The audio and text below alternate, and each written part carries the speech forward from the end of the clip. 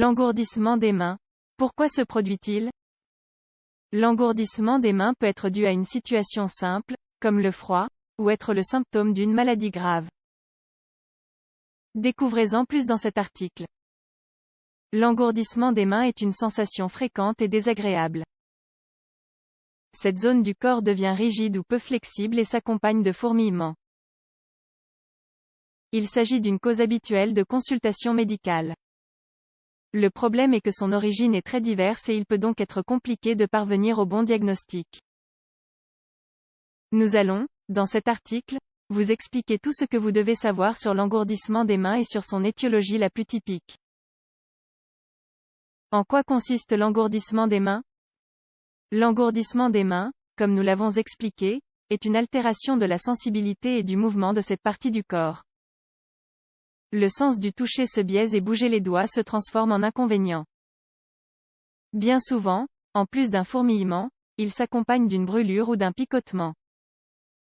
En fonction de sa cause, l'engourdissement se situera soit au niveau des doigts, soit dans une main ou soit dans les deux.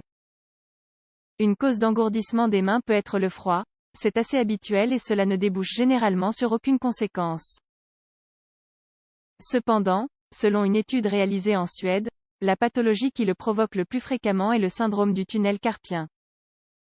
Cette étude explique qu'une personne sur 5 ressentant ce symptôme souffre probablement de ce syndrome. Cause de l'engourdissement des mains. L'engourdissement des mains peut être dû à une multitude de situations. Il se produit à cause d'une lésion au niveau des nerfs, parce qu'ils sont comprimés ou blessés, par exemple, qui innervent le membre supérieur ou à cause de pathologies systémiques qui ont des répercussions à cet endroit. Néanmoins, il est aussi possible que l'altération se produise dans le cerveau ou la moelle épinière car il s'agit de deux organes qui coordonnent aussi bien la sensibilité que la motricité. Ces lésions sont généralement plus graves et s'associent souvent à des symptômes évidents ou handicapants. Les maladies métaboliques ou infectieuses, tout comme certains traitements médicaux, dérivent aussi vers cette situation. Dans les paragraphes suivants, nous expliquerons plus en détail les principales causes de ce problème. Maladies du cerveau et du système nerveux. N'importe quelle pathologie touchant le système nerveux, dans le cas où elle endommagerait une nerf liée aux mains, peut provoquer un engourdissement de ces dernières. C'est par exemple le cas du syndrome de Guillain-Barré. Il s'agit d'un trouble au cours duquel le système immunitaire attaque les cellules des nerfs. L'engourdissement des mains est l'un de ces symptômes diagnostiques. La spondylose cervicale est aussi liée à cet engourdissement car elle consiste en une usure des disques intervertébraux, d'où partent les nerfs qui se dirigent vers les mains. Lésion par trauma ou par usage excessif. Dans cette catégorie, nous retrouvons le syndrome du canal carpien dont nous avons parlé au début. Ici, le nerf médian, qui va de l'avant-bras au doigt, se comprime. On retrouve donc une douleur au poignet, un engourdissement, des crampes et des fourmillements. Même s'il s'agit de la cause principale, d'autres syndromes et lésions peuvent provoquer cet engourdissement, comme le syndrome du tunnel cubital, où le nerf comprimé n'est pas le même.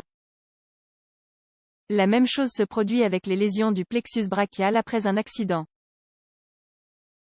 Le mécanisme final est généralement celui d'un serrement ou d'une compression. Le cerveau interprète de façon erronée les signaux qui proviennent des nerfs comprimés et envoie des indications de fourmillement, de douleur et même de paralysie vers les mains. Maladies infectieuses qui provoquent un engourdissement des mains. La maladie de Lyme est une infection qui se produit à cause de la piqûre de certaines tiques. Selon les Centres pour le contrôle et la prévention de maladies, quand le traitement ne s'instaure pas à temps, il est fréquent de voir apparaître un engourdissement des mains. Une autre pathologie de cause infectieuse qui peut causer ce symptôme est la syphilis. Un phénomène ressemblant à celui de la maladie antérieure se produit alors. Si on n'administre pas de traitement, elle engendre des dommages dans le système nerveux à cause de l'évolution des signes. Troubles chroniques. Il existe de nombreuses maladies qui, au cours de leur évolution, finissent par endommager les nerfs.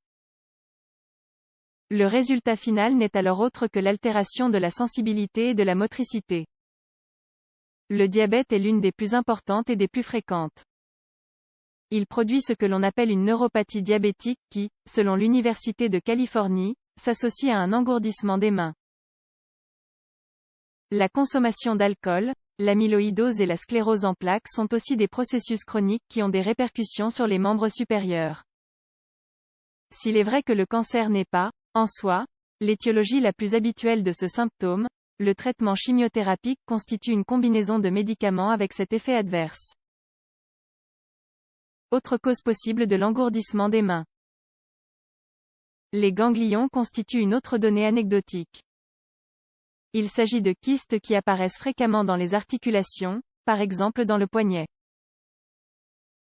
S'ils grandissent trop ou exercent une pression sur un nerf à proximité, un effet d'engourdissement se fera ressentir. Par ailleurs, les vasculites agissent en réduisant le flux sanguin vers la paume de la main et vers les doigts. Il s'agit d'inflammation des parois des artères qui réduisent le calibre de ces dernières. Étant donné qu'il y a moins d'oxygène qui arrive au tissu, ceux-ci réagissent avec des signes de lésion. Quand faut-il consulter? Si vous notez un engourdissement des mains, il est essentiel de consulter un médecin. Il devra procéder à un examen physique et effectuer des examens complémentaires pour parvenir à un diagnostic. Comme nous l'avons vu, les causes sont variées et il est donc possible qu'un diagnostic ne soit pas possible dès les premiers instants. Donner un nom au trouble qui vous gêne nécessitera quelques examens. Vous ne devez cependant pas vous inquiéter car, dans la majorité des cas, les causes peuvent parfaitement être résolues.